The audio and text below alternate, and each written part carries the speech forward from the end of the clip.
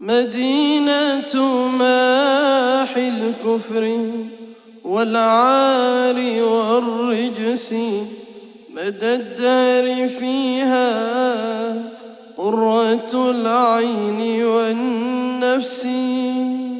تذكرتها والحال أني مخيم بباريس أنحوها فيمحى بها رجسي أراني إذا ما جئت طيبة زائرا يقربني قربا يتم به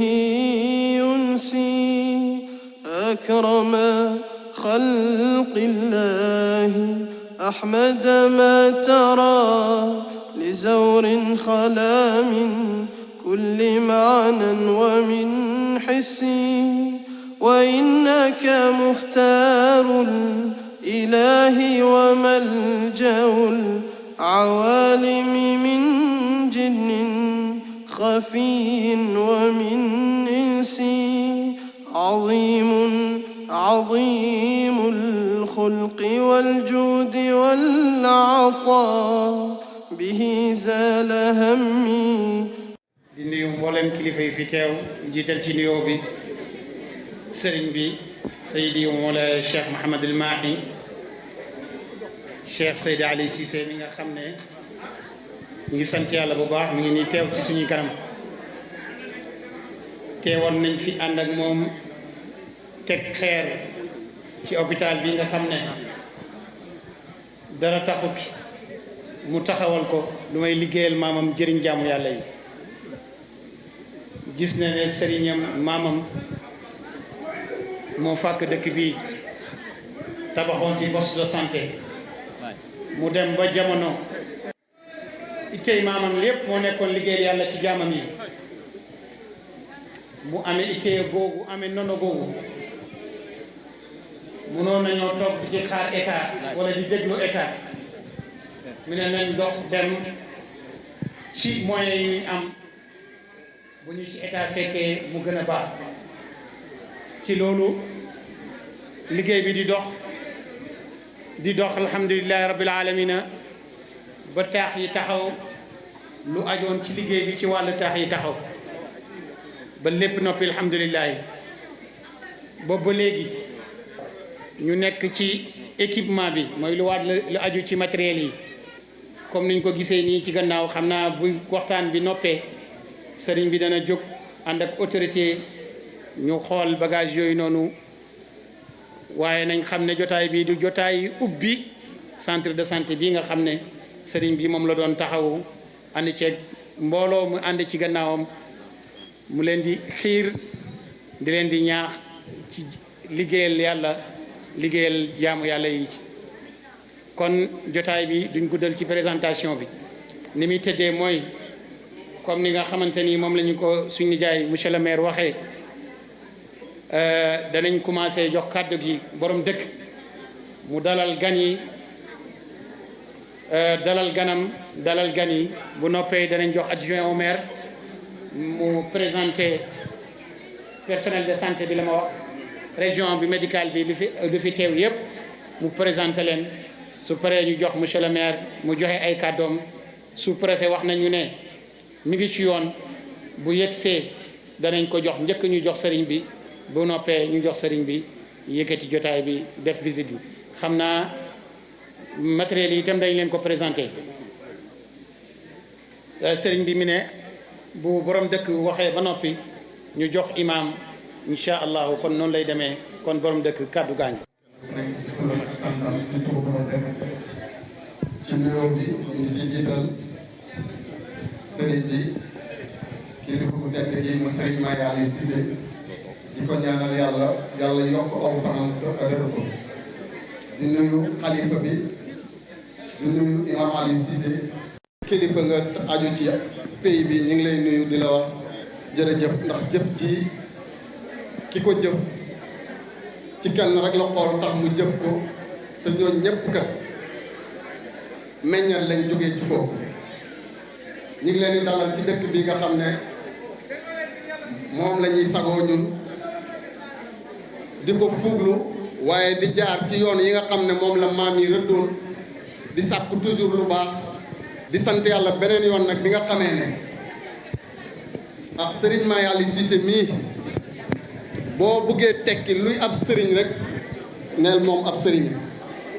ndax jëf ji wane na ko modèle la référence la ci bépp fànn nag boo bëgg a dem rek moom modèle la référence la ci loolu ñu ngi ko ciy gërëm di ko ci sant di ko ñaanal yàlla xalaat bi mu am ak jëf ji mu def yàlla na yàlla wéral ay cëram guddal aw fanam ba lépp loo xam ne mébét na ko rek mu fekkee ko ànd ak tal ak wér loolu nag su amee ci turu dëkk bi yépp ñu ngi koy gërëm di ko sant di ko ñaanal yàlla waaye olof dafay wax ne ku la yéene mbooy du la soññ la waax loolu lu muy tekki mooy lii lépp ci ndoddu état la war su ci sëriñ bi jógee di ci bay aw waar kon ma ngay bayle waar état bi kon état boobu war na xam ne lii nii kat ki toog ci ab toolam di ko bayal loo xam ne waroon na koo bay kon ñun ñi ngi xaar état bi ci accompagne boobu mu gën a gunge jëf ji gën koo dooleel ba li ci war yépp nga xam ne centre de santé bii dana mën a uyoo turam te barkeb ki tax ñu def ko ci dëkk bii wàcc ci loolu ñu ngi ciy xaar état bi mooy lan ñi fa war a liggéey yeneen yépp ndax am na loo xam ne moom sëriñ bi moom du ko mën a wax waaye ñun waa dëkk bi ñun ñi fi dëkkoo war nañoo xam ne centre de santé bii di Taïba Niassène bu doon gàmm Taïba rek jar na ko rawatina nag ku ne maa ngi faju ji Taïba rek loolu beneen xaal la kon donc jëf ji duñ ci sori ndax dafa tàng te kilifa yaa ngi toog waaye li ñuy wax yépp nag ñu ngi koy wax ci turu borom dëkk mi nga xam ne mooy sunu baay jox ñu kàddu gi wéram may ko yenn kàddu yi ñu di gërëm ñëpp daal di sant ñëpp di wax nag waa Taïba Niassène ak li ko wër ak tund wi lu jëf ji rafet tabax bi li mu rafet te jëfandikoo wuñ ko su boobaa yàq nañ jëf ji hôpital poste de santé ak bu man doon fréquentation ba moo koy dundal kon andil nañ ñu luñ soxla woon te buñ ko jaaroon ci yoon wi état soxla amaana mën naa yéex waaye nag fii la bàyyi juddoo dara jombuñu te loolu jëf ji wane na ni dara jombuñu kon nag nañ ko jël def ko muy sunu moomeel fréquenté ko fexe ba centre de santé bi gën a dund bépp centre de santé boo yaakaar te yoolu lépp luñ mës a def Taïba ci wàllu test ak lu mu mën a doon résultat ba wane na ko nii jiitu meloon yàlla na ko bii mel di jaay Seydou Diop wasalaamaaleykum wa rahmatulah wa barakaatu. réy rek moo ko mën a def daje woon nañ fi fàkk place bi te xeer wi ñaan ne yàlla nañ ko àggali alhamdulilah liggéey bi àgg na matériel yi ñëw na ñu ngi ñaan yàlla barab bii yàlla na doo barab ab saafaraw képp ku fi ñëw yàlla na yàlla roppi sa jàngoro te roofal la wér ci darajaay Cheikh Ibrahima nga xam ne moom lay liggéeyal ñi ngi wax nag ci kàddu suñu sëriñ imam Cheikh Ibrahima Alaaji Abdoulaye toujours mi ngi jokkoo ak ñun bi ñuy bale bi ñuy def lépp ak liggéey bu fi xam rek mi ngi jokkoo ak ñun ñi ngi koy gërëm ci ité bi nga xam ne saa yu dara ñëwee ñu war ko liggéey ci doole duutu am jàmm mukk lu duwul dajale na dëkk bi yëpp ñu daje fi def liñ war a def loolu ñu ngi ko ciy gërëm di ko ñaanal yàlla di ñaanal yàlla xale yëpp nga xam ne lépp luñ leen xoo ci barab bi ñoom ñëpp am nañ sawku pour ñëw def ko ñi ngi leen di ñaanal yàlla sëriñ bi daal dëkk bi kontaan nañ gërëm nañ jëf ji ñi ngi ñaanal yàlla lépp lu sa xel mi daj yàlla na la yàlla may kàttan loo ko sémbee te lépp loo sémbu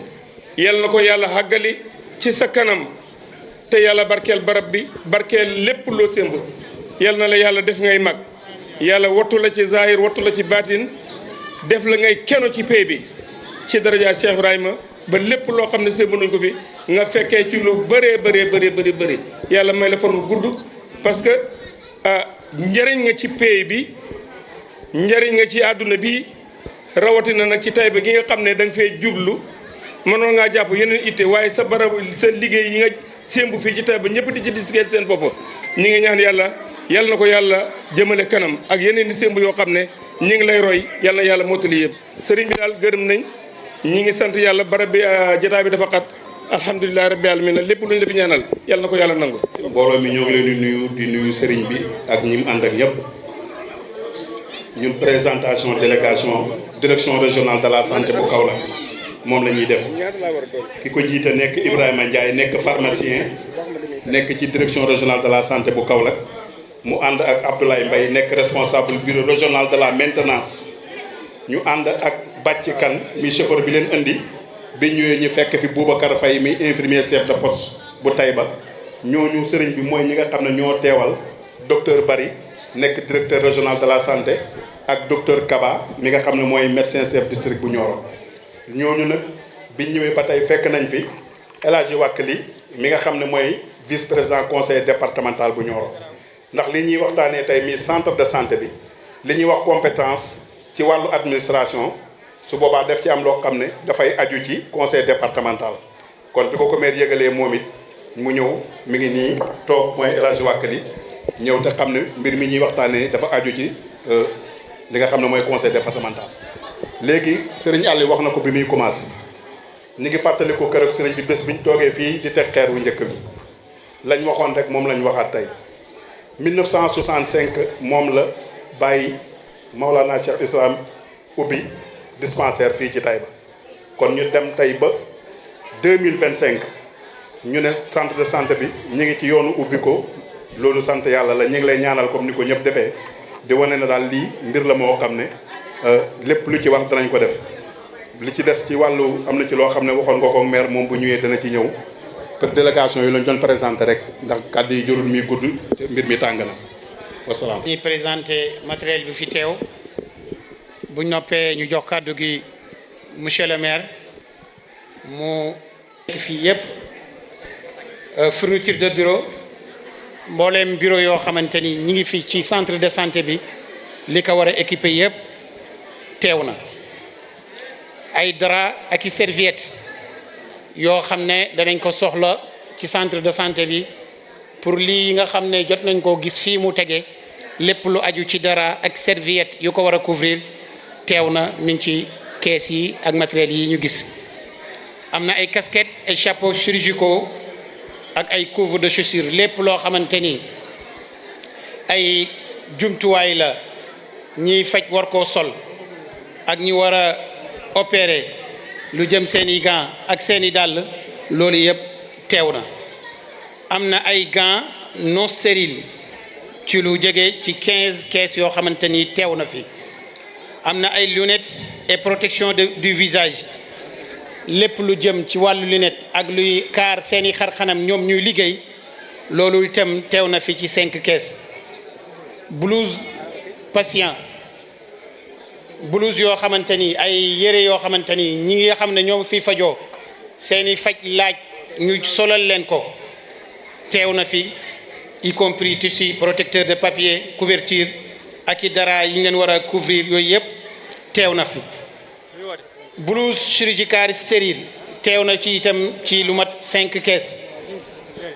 blouse et tunique de laboratoire combinaison de toilette chirurgie loolu itam teew na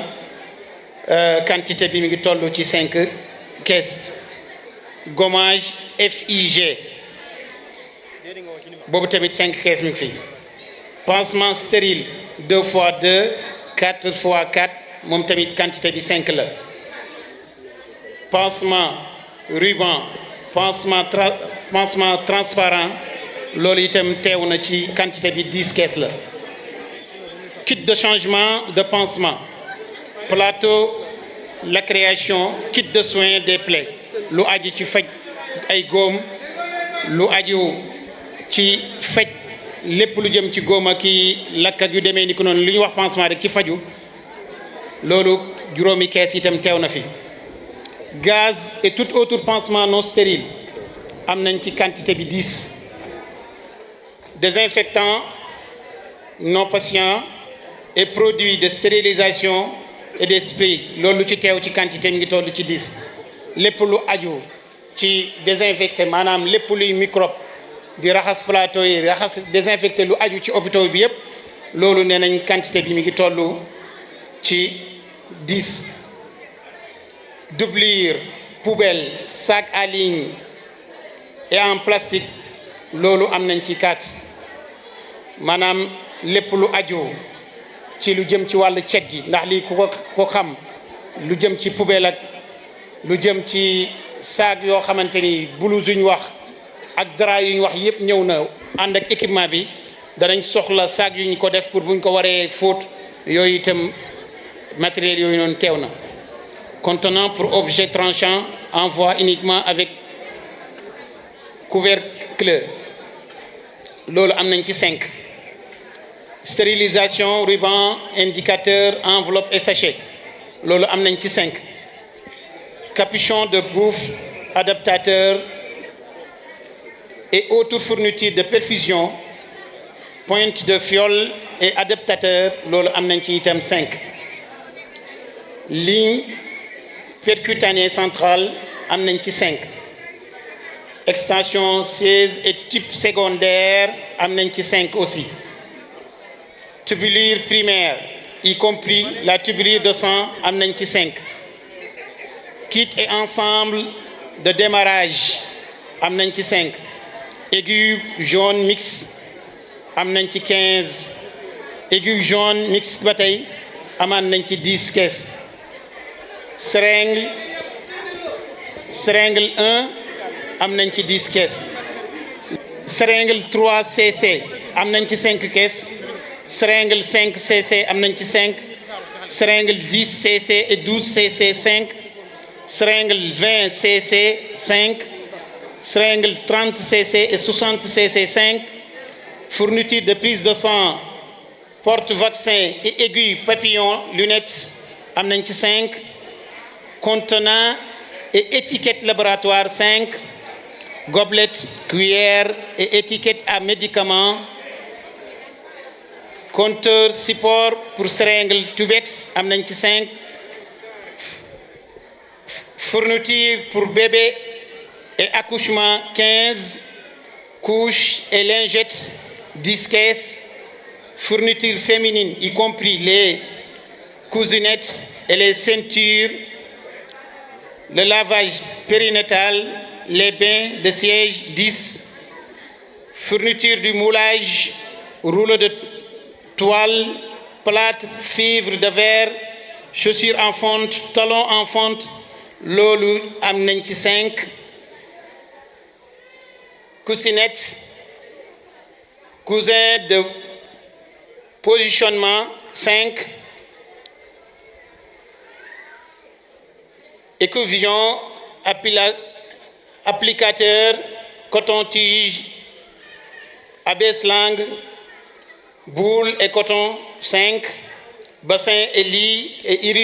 urinoir 5 contenant bassin vomissement tasse à eau piquet verrerie 5 couche adulte 5 caisses type d'alimentation sac ensemble de pompes et fournitures 5 fourniture à papier serviette tasse serviette papier toilette vaisselle 5 fourniture pour les patients savon shampooing bain de bouche dentifrice sac d'appartenance 15 sous-vêtements 5 canule nasale 5 masque à oxygène et tube 5 autres fournitures respiratoires 5 kit d'aspiration et de gants 5 tampons et écouvillons d'alcool et de bétadine 5 produits désinfectants et nettoyants pour la peau 5 brosse à récurer et kit de préparation de la peau 5 sac ambu 4 champ stérile 5. Ascenseur Oyer 1, pôle 16-15, surface de lit 20, papier rouleau de table d'examen dans des boîtes 4, fauteuil inclinable pour patients 2, rideau d'intimité mobile ou plafonnier 4, blanche adulte électrique 1,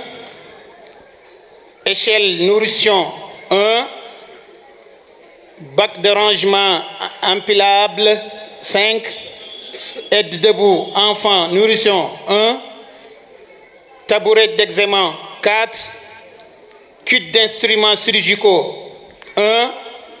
d'autres à livrer, tableau d'examen pédiatrique 1,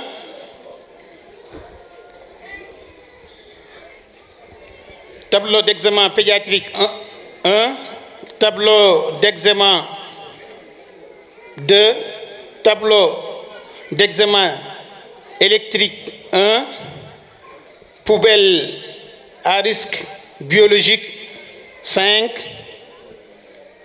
déambulateur adulte 15, fauteuil roulant adulte 10, transformateur 50 watts, transformateur 100 watts, transformateur 200 watts, transformateur 300 watts, transformateur 500 watts, transformateur 750, transformateur 1000, transformateur 1500, transformateur 2000, transformateur 3000, transformateur 5000, transformateur 8000, transformateur 10 000 watts ak transformateur 20 000 watts. lii ci gàttal mooy bagage yi nga xam ne yegsee gum nañ te mi ngi disponible fii ci centre de santé bi. ñu ngi séntu yeneen di yaakaar taxawaay nguur gi bu baax a baax boo xamante ni dana raw taxawaay bii nga xamante ni ci itey sëriñ bi la ak taalibe yi mu ànd ak ñu ngi yaakaar ci loolu te xam naa ne monsieur le maire dana ci ñëw ak ki teewal fii sous préfet bi ci gàttal lii moo fi teewoon ci tënk. waaw alhamdulilah wasalaatu wasalaamu ala mawlana rasulillah ñu sant yàlla di julli ci yonent Muhammad sallallahu alayhi wa sallam di yëkkati nuyoo bu sell jëmee ko ci sang bu tedd bi te ci tàkkusaan gi ak ñun te buñ ko nuyoo mooy ñu nuyu pays bi yëpp wax ko mu jottali suñuy nuyoo ci Maulana Cheikh Mouhamadou Mahi Ibrahima Niass xalifatu fayda yóbbu suñu nuyoo ci imam al-akbar Cheikh Ahmed Tidiane Ali Cissé di nuyu waa Médina yëpp di nuyu jotaay bi yëpp chef de village imam yi fi toog notable yi góor yi jigéen di sant yàlla nag bu baax ndaxte gis mbir muy sosu ci sa kanam ba ñu yegg si tey ci lu demee nii ñu fekkee ko dañ ciy sant yàlla waaye gërëm ki ko sabablu di Cheikh Mouhamadou Mahi Ali Cissé ndaxte kat mbir mi ngi départ daanaka 2017 la ne mu wax la mu ma ñëw mu ne ma man de fii de bëgg naa fee def ab centre de santé parce que am naa benn mouvement daayira bu nekk Luxembourg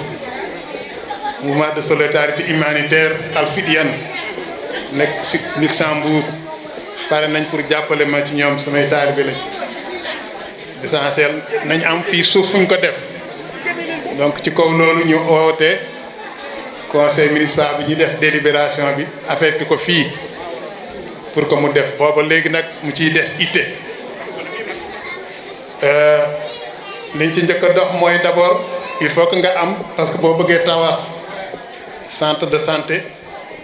coow li bëri na ci département bi ku nekk ne naa def fii donc centre de santé di xëcc waaye fekk na moom def na itam bañ ñun ñu am autorisation bi centre de santé ba gisee lettre bii mi ngi daté 25 septembre 2017 ministère de la santé mu yéene ñu ko wax ne monsieur le maire, j'accuse réception de votre courrier relatif à une demande d'autorisation de la réalisation d'un centre de santé à Taïba Niassène sur fonds propres de l'association Mouvement Solidarité Humanitaire Atfidiane, conformément au plan architectural fourni par la DIEM. DIEM mooy direction des infrastructures et équipements matériels ministère de la santé. mu ne en réponse je marque mon accord et la direction des infrastructures, des équipements et de la maintenance est instruite à vous apporter l'appui technique nécessaire lors de la mise en œuvre de cet important projet. Donc foofu lañ départ woon ba lii tey taxaw mu nekk comme ni wax projet bu rëy parce que plan bi ak kii bi ko Aboubacry moom la ma boolewaloon Aboubacry Ba ka Aboubacry Ka donc ñu defal ko ki mu defal document de projet bi moo nekk nii kii boo xoolee Ali Diop mi ngi wax équipement waaye avant équipement am na tabax yi ca booba bañ koy xayma 640 millions moo doon tabax yi ca tabax bi parce que projet bi ñaari étape la lii mooy étape bu njëkk bi pédiatrie maternité maanaam mbiram jigéen kon jigéen ñi moo tax ma ne woon léegi war ngeen a toog bu baax ba sëriñ bi gis leen parce que lii d'abord yéen dañ njëkk a xalaat donc projet bi d'abord phase 1 bi maternité pédiatrie la donc mbiram jigéen yi en fait loolu infrastructure bi donc 640 millions la lañ ko xaymoon ca jamono joojo xam ngeen ne fi mu nekk war na ko ëpp déjà ak 76 millions mooy maîtrise d'œuvre bi xam nga contrôle bi waaye équipement bi donc Ali mi ngi doon lim équipement bi ñu ngi ko xayma ci 350 millions ca booba loolu yëpp xam naa ne dana fi mu nekk war na soppeeku waaye donc équipement bi donc Ali wax na leen déjà li ci jot a ñëw sëriñ bi mi ngi may wax sànq ne beneen conteneur ñu ngi koy préparer muy ñëw conteneur boobu mooy indi équipement yi concerné aspect ophtalmologie dentaire ak affaire urgence yu demee noonu donc yooyu équipement yëpp donc beneen conteneur la mi ngi ñëw pour wax rek ne mbir mi am na solo sëriñ bi dañ di ko ñaanal wér ak tawfeex parce que yéeneem ci Taïba rëy na parce que lii projet sanitaire la waaye benn la ci yitte yi moom déjà am na wax na ko sànq mi ngi liggéey ci wàllu économie parce que ci wàllu ferme agricole ak tout ça ñëpp gis nañ déjà lim fi jeexital loolu wax nañ ne ñu bëri fi mu ne mi ngi leen di inspiration bu rëy ci dëkk bi xam nañ ne sëriñ bi lii muy teg dëkk bi foofu la war a jëm waaye projet bi dama wax ne projet global bi dafa ànd ak beneen dimension wax naa santé wax économie waaye am na éducation parce que bi ñuy defal délibération ci atat dañuy def délibération pour donc centre de santé bi mais à côté centre de formation bi mi ngi à côté kooku aussi donc ay itteem la yoo xam ne mi ngi koy préparer ci loolu la jëm pour vous dire que kii lii borom dëkk doon wax rek fii maamam tegoon tànkam donc fa la teg xam ne dëkk bi dañ ko war a ñoŋal dafa am fu nu mu war a bindoo dafa am fu nu mu war a taxawoo ci Sénégal te loolu wax dëgg yàlla taxawaayam naaw nañ ko ci di ko ñaanal yàlla gën koo dëgëral gën a yokk taxawaay boobu véritablement kii wax na sànq ne taxawaayu état bi effectivement ca njëlbéen ko wax naa déjà ca booba état bi nam ca taxawoon pour que autorisation beeg plan yi yëpp ñu jox ñu ko en tant que centre santé donc may fàttaliku aussi di gërëm parce que été bu rëy la ca defoon directeur de cabinet Farba Lamine Sall dëgg yàlla moo ñu yombaloon lu bëri tey danaa ko sant gërëm ko bi lii amee waaye nag ñaax la aussi borom dëkk wax na ko moo di ne taxawaay état boobu nag la ñuy xaar parce que infrastructure bi ku ko def ci ay véritablement éneem rek ca mu nekk loo xam lii yow sa yaa ko waroon a jonjoo da nga war nga cee taxaw nag pour gunge ko am naa yaakaar ne les nouvelles autorités donc danañu dégg ci loolu pour que donc centre bi ñu ñoŋal ko waaye accompagner ko pour que mu mën a remplir véritablement rôle am parce que wax nañ ko dëkk boo xam ne Taïba déjà c'est 12 000 habitants Taïba ci boppam waxuma commune bi c'est 35 000 habitants mais Taïba village rek c'est 12 000 habitants loolu rek doy na donc yitte pour mu am centre de santé waaye aussi li mu jonjoo ci ay programme religieux waxuñ gàmmu Taïba mais dëkk yi wër yëpp bu ci nekk événement religieux mi ngi fi Kër Ma baa ngi fi Caameen Waalo ngi fi Mbitiyeen a ngi fi yooyu yëpp donc ay événement la yoo xam ne bu ci nekk rek bu ñëwee déjà rek day laaj sax centre de santé nekk fi donc pertinence am ak opportunité am kenn du ko laam-laame donc li ci des rek mooy véritablement état bi en tout cas jàppale ñu pour que ñu mën koo doxal ci kaw loolu en tout cas ñu gërëm rafetlu la présence du conseil départemental honorable Wack li mi ngi fi donc ñun comme foofu lañ nekk aussi danañ ànd ak moom lépp loo xam ne lii donc conseil départemental war na ko ci jonjoo donc ñu jàpp ci wàllu boobu. beneen bi ci des moo di ne déjà sëriñ bi mi ngi ma doon wax ne matériel bi fi nekk ni en tant que équipement peut-être que gardiennage bi il faut que déjà ñu renforcer ko effectivement sëriñ bi déjà jël nañ ci matuwaay donc nous déjà on va prendre danañ jël benn gardien déjà pour mu renforcer ki nga xam ne bon mi fa nekkoon di Bassirou pour que mu continuer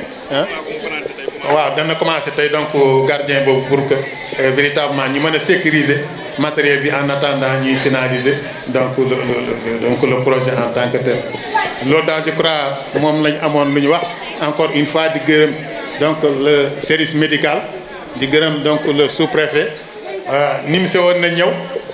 waaye dafa dem ba dernière minute xam nga rek ñoom état da ngay wax ñu oo ko wax ko laaj ko benn rapport immédiat mu war ko kii mu ne ma duma finalement duma mën a ñëw xaaral ma yebal donc secrétaire kii mu ñëw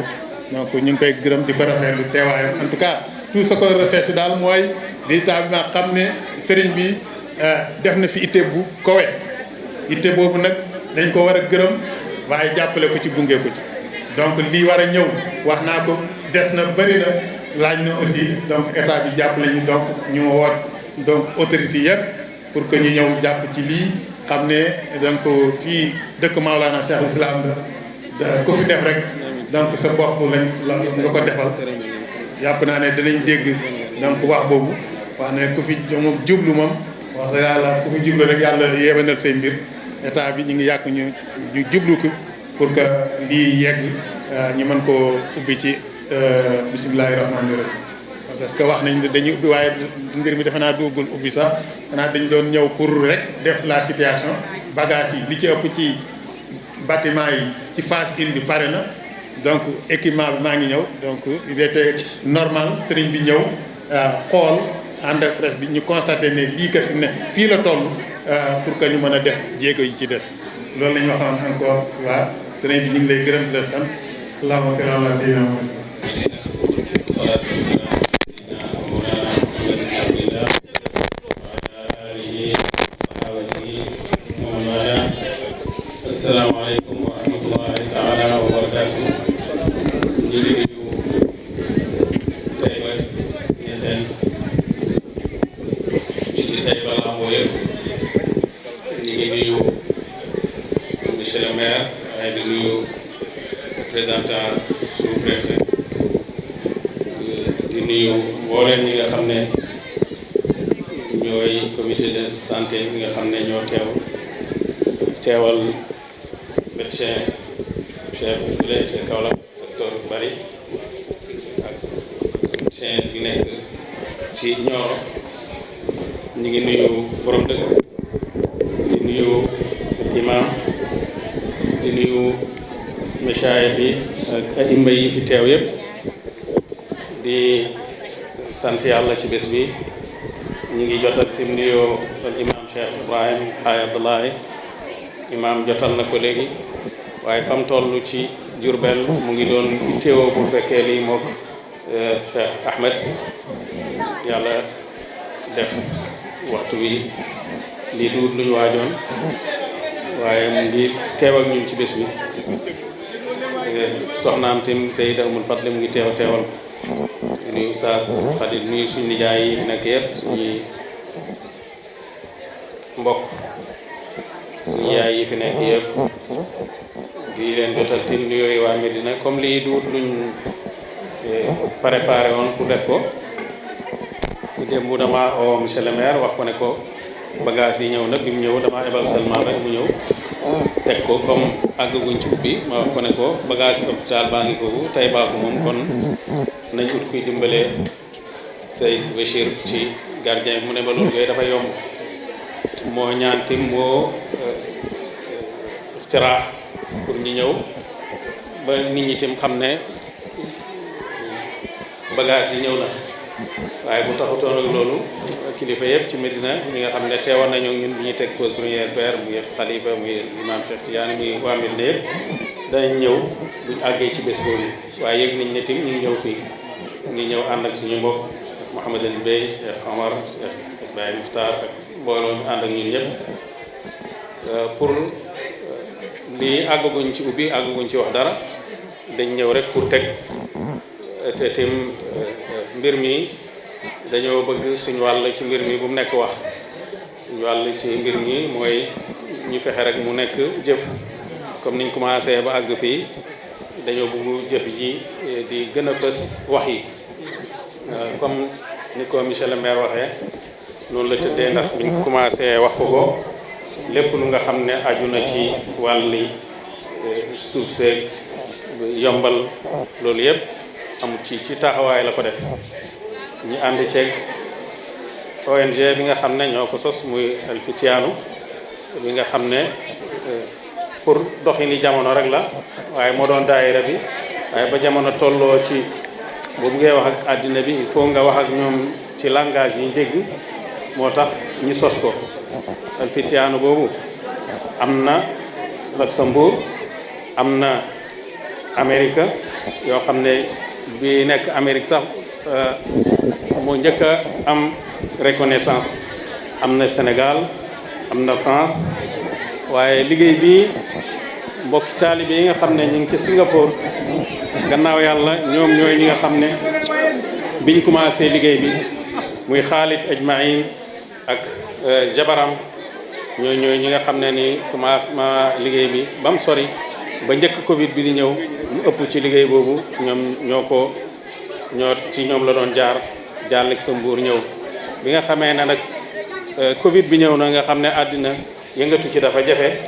moo taxoon liggéey bi am sooxe bi mu am te tim am na yeneen liggéey tim yoo xam ne ñu ngi ci nekk lu ci nekk rek da nga koy jox lim moom ci la lu ëpp ci liggéey bi ñu toxal ko Amérique ci mbokk yi nga xam ne ñu ngi foofu Luxembourg ñi nekk foofu ci El Fitiyaanu bi docteur Abdou Khadir bañ am NGO bi nga xam ne moom la ñuy wax projet KIR nga xam ne biñ leen waxee projet bi fii ñoom dañuy wax ne bala ngaa gëm da ngay gis ñu ne waaw ñun bëgg nañoo ñëw pour seet projet bi waaye kii ñëw yéen a koy jëndal billet boole ko docteur Abdou Khadir mu jox ko $4,000 mu jënd billet yéen a koy dalal ñu ne baax na mu ñëw ñu dalal ko ci hôtel boobu ci Medina mu ñëw Taïba xool gis bi mu ñëwee tim liste bi nga gis fii ñi àndoon ak moom bi ñëwee liñ leen laajoon yépp mooy liñ def nii ci liste bi biñ demee ba dajalee loolu nag ba mat sëkk dañoo fa woon dañuy dajale rek ne 5 conteneurs a ngi nii ngeen yóbbu ko waaye defuñ loolu dañoo dajale ba mu pare ñu ne léegi nag dañuy sos fundraising loo xam ne da ngeen di dajale xaalis bi koy yóbbu ñoom dara warul leen ci lu may tëral ko rek yónnee la link bi bu ko defee boobu ñu ngi ci waroon a jële $30,000 ci biir taalibe yi daanaka ba nga wax ne ñëpp américains yi lañ ñuy dajale ko ci diir bu gàtt ci lañ door a wax ne léegi dañ indi conteneur bañ ko indee ñi ngi gërëm ministre de la santé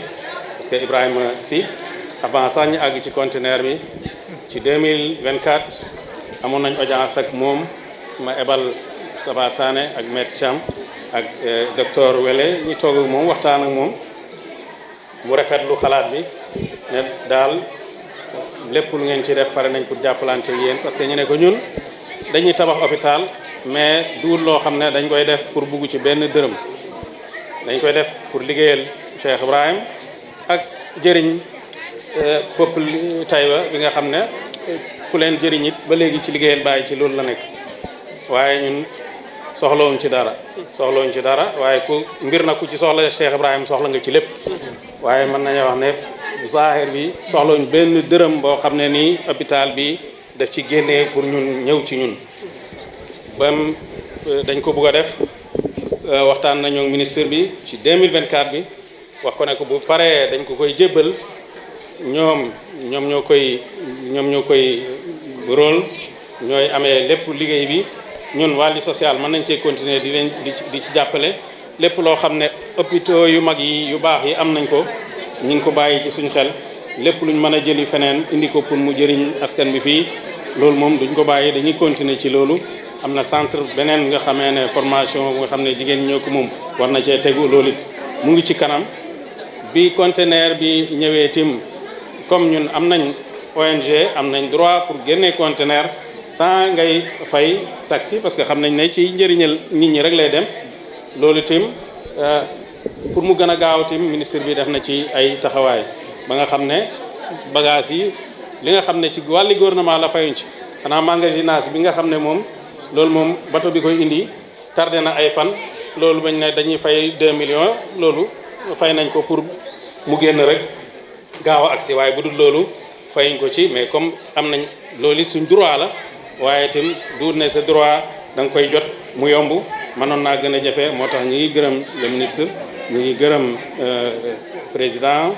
de la république di gërëm premier ministre ndax jaar ci seen xam nañ ne loolu ci luñ bëgg la moom moo tax mu gën a yombal pour mu doxee ko waaye nag laajuñ dara lu may loo xam ne nii rek luñ war a laaj la des na beneen conteneur boo xam ne tim moo war a tegu ci bii te boobu tim ñi ko war a yónnee dañoo waxoon ne da ngeen di fay da ngeen di dajale genn wàll ñun ñu dajale genn wàll googu ñu waxoon ne ñun ñoo ko war a dajale nañ ko bu yàgg kon xam nañ ne li ci war a tegu mooy ñoom commencé pour dajale bagage yi nga xam ne moom lañ soxla bagage yooyu nag yi nga xam ne machine yi nga xam ne scanner ak ay laboratoire pour yu bëri yi nga xam ne nii pour mu gën a mat niñ ko gën a soxlaa loolu bind nañ leen ko wan leen ne yii ci liñ bëgg la bokk te duut ne ci ñoom rek la ñuy am fépp koo xam ne daal gis nañ ne xiw mën na faa jógee ñëw fii delluwaat ci askan bi pare nañ pour ut loolu ñu ngi ñaan yàlla dimbale ñu ci loolu jëf ci yàlla na ko yàlla nangu bu ko nangoo képp ku ci jëf rek comme wax fu la képp ku fi jëf da nga ci am sa wàll man nag fekkee am naa ci wàll lépp lu ma ci am wàll rek mu ngi ci misaani Cheikh Ibrahim radiallahu anhu ndax nahnu wa kullu ma lana wa man lana fi misaani Cheikh te Cheikh Ibrahim jàngale na ci gàmmu ne jëf yu baax yëpp essayé naa ko gisuma lu gën a baax jàng alquran gisuma lu gën a baax bëgg yonent bi sallallahu alayhi wa sallam gisuma lu gën a baax wax astaghfirullah gisuma lu gën a baax tudd yàlla gisuma lu gën a baax bëgg saalihiin yi gisuma lu gën a baax tem al amalu li nafil xalqi gisuma lu gën a baax liggéey pour jëriñ nit ñi te daan na wax ne jaam bi bu paree noppee ci jaamu yàlla rek lam ca war a teg mooy liggéey pour jëriñ jaam yi te mu ne loolu alquran jàngal nañu ko julli jàngal nañu ko ndax julli allahu akbar la commencé màggal yàlla la waaye mu ngi jeexee asalaamaaleykum jàmmal jaam yi moo ci war a tegu alquran bismillahi rahmaani rahim ci la commencé alhamdulillahi rabbil alamin waaye mu ngi jeexee min al jinnati wan naasi gannaaw màggal yàlla rek jëriñ jaam yi moo ci war a tegu te jàpp nañ ne nit ñi pour ñu mën a dox seen soxla yi pour ñu mën a jaamu yàlla ni mu waree pour ñu mën a dem ci école ba ni mu waree pour ñu mën a dem ci garage bi ni mu waree pour ñu mën a dem ci tool yi ni mu waree pour ñu mën a dem ci marché bi ni mu waree pour ñu war a liggéey ni mu waree force ñu am ak wér comme nag wéradi dafay gaar force tim ñi koy gàttandu te amul dara lu gën gàttandoo ko jumtukaay yi faju yàlla na yàlla def barke ci hôpital bi comme ni mu defee barke ci dëkk bi ak ni mu ko defee ci borom dëkk bi ak ki ko sosoon mu El Hadj Abdoulahi radiallahu anhu ndax xam nañ ne lii yëpp lu yomb fii rek ci barke ñaan yi nga xam ne moom ba muy sos ñaanoon na ko lépp lu am fii rek moom ñaanoon na ko lépp lu am fii rek fàggu na ko génnee ci Tabaski gi dañ ut ay technicien dañ ci waxtaan ak ministre bi tam ut ay technicien ñoo xam ne ñoom ñooy ñëw bagage yi lu nekk fañ ko war a teg saal yi équipé ko ba mu baax bu beneen conteneur bi ñëwee nag incha allah fii gàmmu yàlla jàppandal ñu mën ko ubbi buñ ko ubbee ñun nag ba teg ko ci seen loxo ñun bu boobaa la ca des génn nañ ci waaye duñ génn ci lépp loo xam ne nii mën nañ ko indi mu jëriñ nit ñi allahumma salli ala sayyidina muhammadin لما سبق ناصر الحق بالحق الهادي إلى صراطك المستقيم وعلى آله حق قدر المقدار العظيم صلاة تفتح لنا بها باب الرضا والتيسير وتغلق بها عنا وبالشر والتعسير تكوننا بها وليا ونصيرا أنت ولينا ومولانا ونعم المولى ونعم النصير سبحان ربك رب العزة عما يصفون وسلام على المرسلين والحمد لله رب العالمين. bés bu am solo la comme niñ ko xamee projet bi Cheikh Mouhamadou Mahi Ali Cissé moo ko initié lancé ko depuis 2017 donc avec son ONG bi ñuy wax mouvement de solidarité humanitaire Al Fidyaanou mu waxoon ne bëgg na def fii tabax fi centre de santé à la suite ne ko maamam defee yoon xam nga poste de santé bi ñu fi njëkk a taxawal donc Maolana Cheikh al Islam moo ko fi taxawal en 1965 muy dox ci tànk yooyu wax ne ren tànk yooyu ci laay dox waaye def beneen jéego en avant mooy tabax fi centre de santé ci kaw loolu nag donc mu àndoon ak ñun ñu dox ci déjà def donc délibération bi comme fi nga wax ni zone bi def délibération bi waaye aussi topp ko ak moom ak kim ñu boole toon muy Aboubacry Ka donc ñu def ay démarches au niveau du ministère de la santé ba mu marqué son accord autorisé donc l'installation la construction centre de santé bi fii xam naa bu moo ne 2017 ba léegi dana yàgg waaye nag sëriñ bi wax na ko sànq xam ngeen période Covid bi daf fi jaar daanaka moo ralentir lu ëpp ci liggéey bi waaye sant yàlla tey jii li ci ëpp ci liggéey bi sotti na ci li ñuy wax phase 1 parce que projet bi ñaari phase la donc phase 1 bi mooy déjà ñu defar donc maternité bi ak pédiatrie bi donc mooy bloc bi ngay gis nii bloc bi ànd na déjà aussi donc pratiquement 4 logements donc médecins yi ak morgue bi et cetera donc loolu mooy phase 1 bi maintenant investissement boobu ca boobu bañ koy xayma suivant le plan bi ñu jéem joxoon ministère de la santé pratiquement mi ngi tolloon ci 730 millions boo boolee maîtrise d'œuvre bi ak infrastructure bi 730 millions la plus équipement bi waroon nekk 350 millions donc mu nekk 1 milliard donc ci phase 1 bi loolu tey jii donc pratiquement li ci ëpp donc ñoŋ na parce que tabax yi pare na peut-être quelques kii rek moo des donc par rapport pavage beeg yu demee noonu moo fi des ak ay raccordement électrique yu demee noonu ndox mi parce que yooyu daal moo fi des climatisation mais sinon liggéey bi yëpp yemb na ca matériel bi aussi déjà une bonne partie ñëw na parce que benn conteneur bi ñëw donc gis ngeen ko moom lañ def le tour waaye am na beneen conteneur buy ñëw boobu nga xam ne mooy comporter yeneen équipement yi ñu demee ne scanner laboratoire ak équipement dentaire yi ophtalmologie yooyu donc mooy topp ci matériel bi pour dire que rek tey sëriñ bi ñëwoon na nag pour daanaka duut kii nemmeeku donc constat de kii la suivi ñëw xool fu kii mbir mi toll donc pour que nit ñi xam ne kat moom mi ngi yëngatu ci lii ci itte bu koowee la wax naa ko sànq lii benn ci itte yi la parce que lii c'est le volet sanitaire waaye moom ci projet bi sax déjà aussi am na un volet donc éducatif parce que fii nga di si suñu diraat noonu def foofu aussi defoon nañ fa délibération ci li mu fa nisar mooy def fa centre de formation métier donc agricole ak yu demee noonu leneen di keneen ku nekk ci dëkk bi xam nga déjà wàllu mu yëngatu ci wàllu koom parce que def na fi ferme pratiquement bu rëy boo xam ne bi ak poulailler boo xam ne bi li muy produire rek donc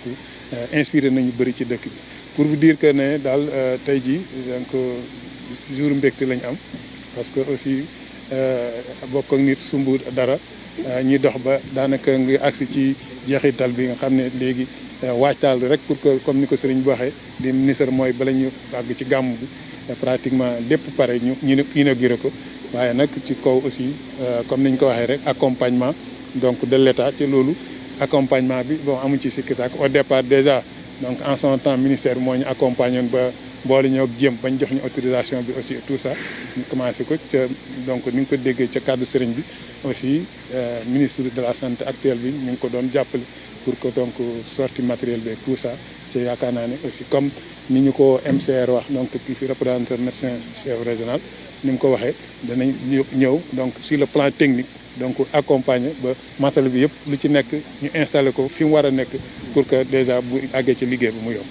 Effectivement, comme vous l'avez constaté, donc Cheikh Mahmoud Mahi, qui est initiateur de ce projet, était venu donc cet après-midi s'enquérir de la situation, de l'évolution en tout cas de ce projet important qu'il a initié depuis pratiquement 2017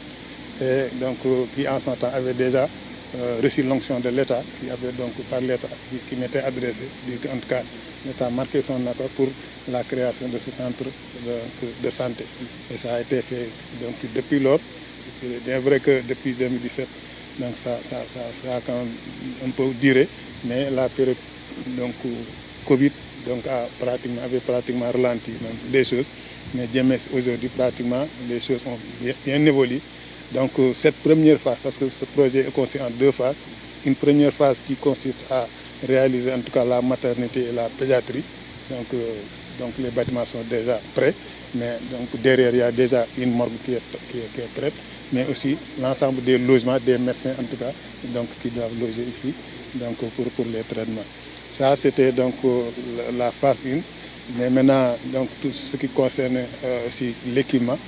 donc aujourd'hui, c'était hier pratiquement que le premier conteneur est arrivé. Donc on a fait le tour de l'ensemble, en tout cas, des équipements qui sont déjà là. Mais il y a, comme donc, il est envisagé, il y a un deuxième conteneur qui va venir, qui va compléter les équipements, surtout c'est des équipements lourds, parce qu'il s'agit d'équipements de laboratoire, d'équipements scanner, d'équipements d'ophtalmologie, d'équipements de stomatologie, en tout cas tout ce qui concerne en tout cas la médecine interne. Donc c'est comme on a constaté, véritablement c'est rendre grâce à Dieu, parce que quand c'est un projet qui a pratiquement été initié, mais avec l'accompagnement de l'État en son temps, mais aujourd'hui aussi l'accompagnement de l'État que nous souhaitons et qui est déjà en tout cas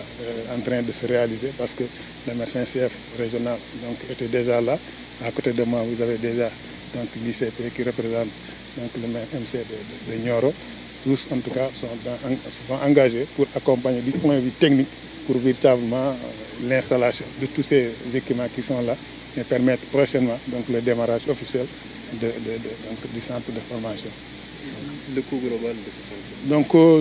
parce que ça a été évalué, donc ça c'était déjà en 2017. C'est bien que donc, les coûts ont un peu changé, mais au départ, donc l'infrastructure s'était évaluée à 730 millions.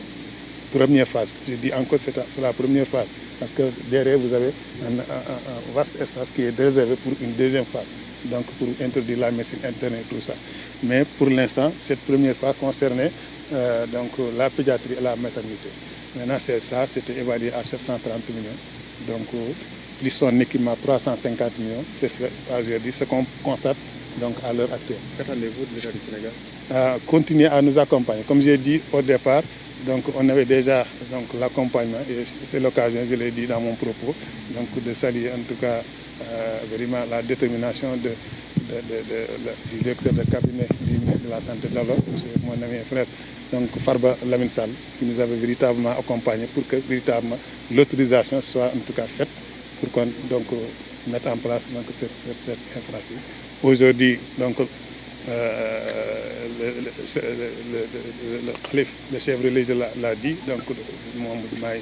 Cissé l'a déjà dit, donc le ministère de la Santé, en l'occurrence M. Ibrahim Messi, donc, est en train de l'appuyer, de l'accompagner. Donc je crois que ça va se poursuivre, surtout pour l'exploitation, parce que maintenant on est en phase, donc comment exploiter cette infrastructure. Parce que lui, il a dit, son rôle c'était de mettre, mais il n'y cherche rien. Donc maintenant c'est à la disposition de l'État d'exploiter ce budget. Et je crois que l'exploitation ne fera pas défaut, parce que je l'ai dit, Taïba, donc du point de vue de son envergure, de sa dimension spirituelle, pratiquement mérite un centre de santé. C'est-à-dire que ne serait-ce que l'événement Gamou de Taïba, donc on a besoin de faire. Mais du point de vue même de la population, donc hormis les normes, on parle souvent de normes OMS, mais donc une population, un village où il y a pratiquement 12 000 habitants, et la commune c'est 35 000 habitants. Donc je crois qu'il y a lieu en tout cas d'installer ce centre de formation et que j'ai dit que ici c'est un foyer religieux. Donc les événements religieux donc, se multiplient à toute la saison. Prokhane est à côté et tout ça. Donc je crois que Nioro ne suffit pas en tant que centre de santé pour régler les questions sanitaires de ce département. Et je crois que ce centre de santé vient donc à bon heure. جمعت وجودا هيبة وجلالا وأبصرت من ذا بهجة وجمالا جمالك أنس هيبة ومحبة فأنت تم المرسلين كمالا وكلهم حاز المكارم والعلا وما كالإمام الهاشمي خصالا محمد يا خير الأنام وسيلتي حباك إلهي ما يفوت مقالا وأنت وهبت البيض والسود فانتحى إليك خديم رام منك منالا وأعنيك خير العالمين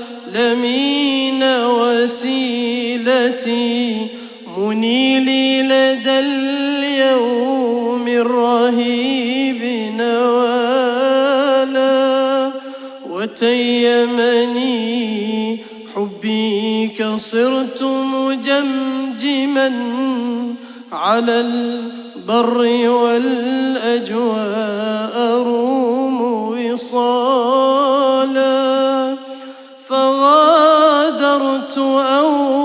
أوطاني وأهلي وأسرتي أجوب الفلا لم أشكو قط كلالا بكولخا طورا أو بيوف ومرة بباريس دار الفاسقين كسالا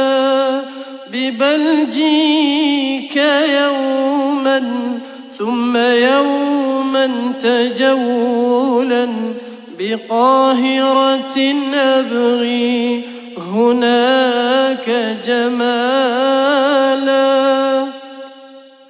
لعبد المليك القرم قد جئت موهنا وما لندنا أبغي فهبها خيالا ببيروت أنحو الصين بالشرق خادما رسول إله العرش وهو تعالى كراشي بها خلفت أهل مودتي هم نصروا دين النبي فعالا قد اعتصموا بالحبل حبل محمد كبارا وأطفالا نسا ورجالا بدار علوم الدين أدركت نزهتي فقد شيدت مجدا يفوق مقالا لمركز عامل إلى الإله تشوقي فقد شاد مجدا إذ أتاح مجالا